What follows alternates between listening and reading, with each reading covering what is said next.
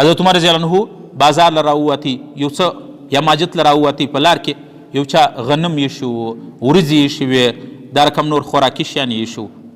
حضرت عمر رضی الله عنه وویل ما هذا چی دی؟ هذا طعام دا چی دی؟ هغه ورته ویل فقالو طعام جلب الینا، دا یو څه د خوراک شیان دي، تجارت او کاروبار دپاره راوړل سوي دي چې مسلمانانو ته سهولت اساني یې واخلي. حضرت عمر رضی الله عنه و دې کاروباري ته و دې تاجر ته دعا وکړه بارک الله فیک، الله رب العالمین دې برکت در نصیب کړي. قیل یا امیر المؤمنین قد احتکره، یو چا ورته ویل امیر المؤمنین دعا خو دې ورته وکړله، دا شی ستا کړی و دې سړي، دا دوه کسانو د تاجرانو ستا کړی و، دا اوس په دې موقع باندې چې را حاضر کړي چې په بازار کې شیان ختم سو، ریټونه پورته سو، طلب یې زیات سو، دوی راوړل دا شیان اوس بازار ته په زیات قیمت باندې خرڅوي. دا ته خبرې د خلکو ستا کړي و، کور یې ایښي و، نه رایستل نه رایستل نه رایستل، چې خلکو خولې وازې ونیوې، خلک ډېر ضرورتمند سو، دوی راوستل بازار له دا شیان راوړل، اوس یې په زیات قیمت باندې خرڅوي. حضرت عمر رضی الله عنه ورته وویل چې دا چا دا ستا کړي دي؟ ورته وویل پلانی پلانی، د حضرت عثمان فروخ مولا عثمان، د حضرت عثمان آزاد کرده یو غلام فروخ د یو ده کړي دي، او یو د حضرت عمر رضی الله عنه ستا آزاد کرده غلام پلانی کړي و، هغه یې دواړه راوغوښتل. حضرت عمر رضی الله عنه بیا ورته وویله چې تاسې د مسلمانانو شیان خوراکي شیان ولې ستا کړي دي، خیر دی؟ هغه څه ورته وویل؟ ول امیر المؤمنین په خپلو پیسو مې اخیستي دي او خپل شی دی خرڅوی، چې څو قیمت زموږ زړه غواړي هغه ورکو. موږ پښتانه اوس هم چې ورته وایي حاجي صاحب دا شی مه ستا کوه، دا ګناه لري، مولوي صاحب ستا د جیبه خو مې نه دي کښلي، د چا څه خو مې نه دي اخیستي، په خپلو پیسو مې له مارکیټه شی اخیستی دي، کور مې ایښی دي، په دا موقع یې راوړم خرڅوم یې، څه غلا خو مې نه ده کړې، څه سود خو مې نه دی کړی، او د ځان دپاره دلیل هم جوړوي. حضرت عمر رضی الله عنه چې دا کسان راوغوښتله، ورته ویل تی خیر دی دا ستا مې ولې کړي و، دا شیان مې ولې ستا کړي و؟ هغه ورته ویل امیر المؤمنین په خپلو پیسو مې شیان اخیستي دي د مارکیټ څخه، په خپل کور کې مې ایښي، اوس یې په خپلو پیسو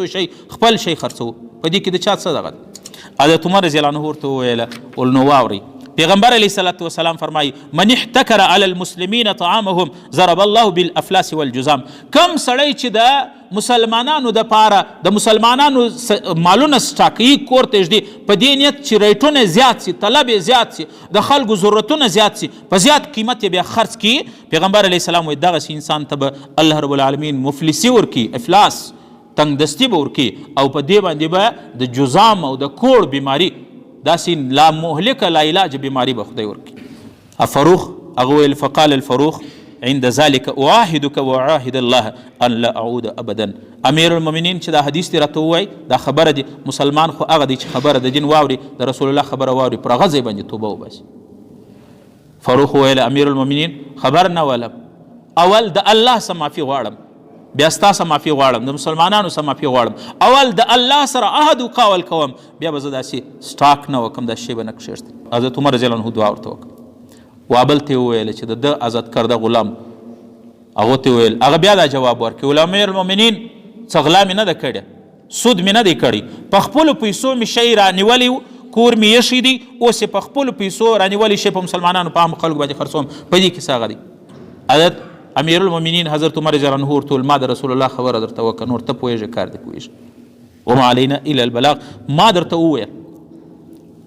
ابو یحیی د دې حدیث راوي دی، هغه وایي فقال ابو یحیی فلقد رأیت مولا عمر مجزوما، یو څو زمانه ما بعد ولیدي بدن یې ټول شوړېدلی و د دې سړي، دا چې زما کار دی خپل شی خرڅوم،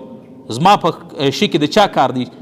ما ته څوک څه وایي، په خپلو پیسو مې رانیولی دي. حضرت امیر المؤمنین عمر بن خطاب هغه د رسول الله حدیث ورته ووایي، هغه سړي باک نه وکړي. یحیی وایي یو څو زمانه بعد دغه سړی چې سټاک یې کړی و، په ګران قیمت یې شی خرڅاوي، ما ولیدي د کوړ بیماري ورلګېدلې وه، د جزام بیماري ورلګېدلې وه، بدن یې ټوله شوړېدلی و، غوښې څڅېدلې.